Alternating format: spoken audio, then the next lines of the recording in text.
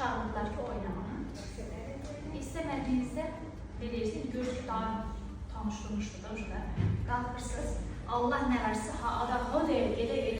Qalxdım, gəldim ortaya. Gələn kimi başladım. Görürsünüz ki, ayağınıza takılırsa, belə gələ bilərsiniz, yavaş-yavaş, incə, zərif. Yavaş-yavaş başlayın. Əllərinizi indirin.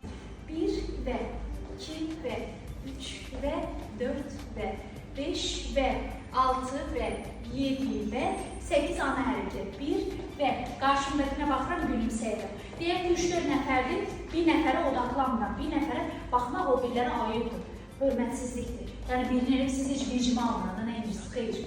Baxın, tanısanız da, tanımasanız da hörmətsizlik xoş deyil. Ondan sonra gətirdim, süzürəm, tez-tez belə eyləmirəm. Çünki o paltarlarına xoş bir görüntü verməz.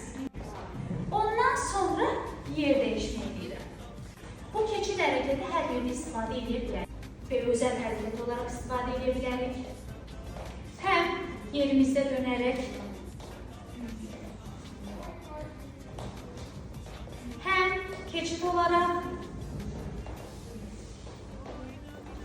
həm də önə arxaya gedib gəlmə olaraq. Önə gəldim, yerimdə oynadım. Yəni bir hərəkəti bir neçə yerdə istifadə edə bilərik. Amma eyni hərəkəti ard-arda istifadə edək. Xoş bir şey olmaz.